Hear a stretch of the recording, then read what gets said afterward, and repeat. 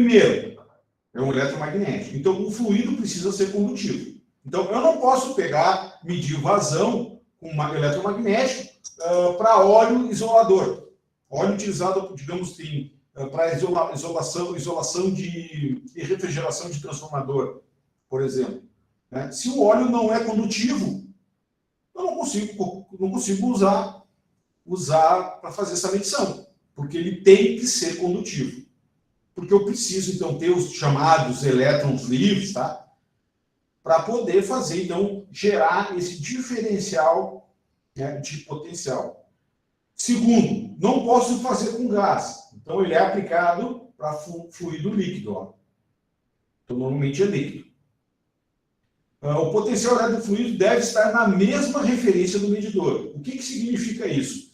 Se vocês olharem aqui na minha gambiarrinha, no meu desenho, olha aqui, ó. Olha a minha gambiarrinha aqui, ó. Se eu tenho essa tubulação aqui, elas são de plástico, são PVC, o fluido, possivelmente, essa tubulação vai estar com um potencial por atrito do fluxo. Isso eu já tive esse tipo de problema.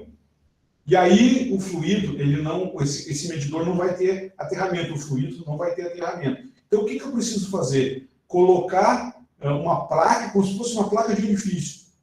Só que ela não vai restringir nada, vai ser o mesmo diâmetro interno, o mesmo da tubulação.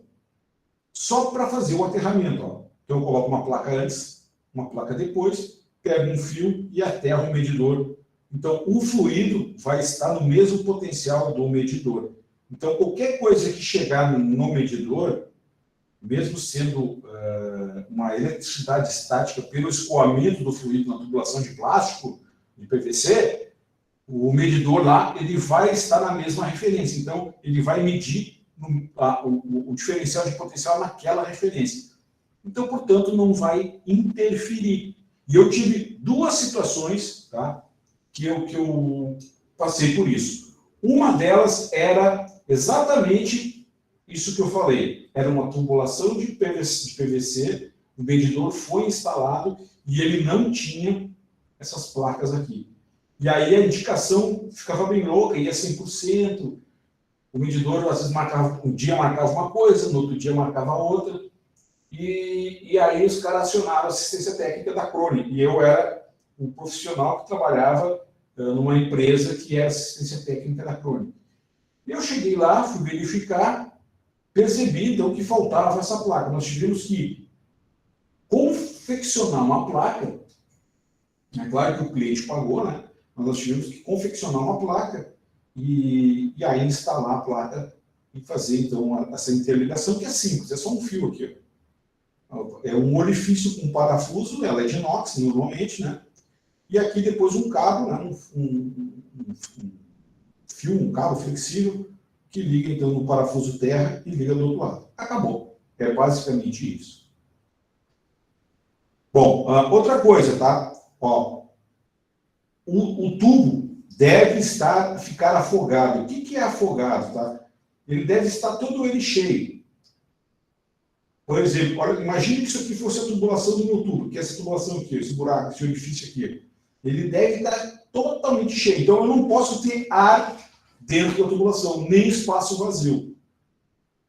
Se eu tiver espaço vazio, ele vai indicar errado, tá? Porque ele é projetado para trabalhar todo ele cheio. E outra coisa, tá? É a questão da velocidade, que deve ficar entre 3 a 12 metros por segundo. Então, se eu tiver uma velocidade inferior a 3, que é a velocidade do escoamento, eu não vou ter medida. E se eu passar de 12, eu vou ter uma medida errada. Então, precisa se cuidar com isso aí. Então, se calcula isso aí tudo, se faz você pega um monte de informação de processo na hora de especificar esse instrumento para a compra. Mas esses critérios devem ser respeitados. Ó. Fluido precisa ser condutivo, tem que ser líquido, o potencial elétrico do fluido deve estar na mesma referência do medidor, então eu preciso ter o sistema de aterramento adequado, o tubo deve estar sempre cheio e a velocidade do fluido deve ficar entre 3 a 12 metros por segundo.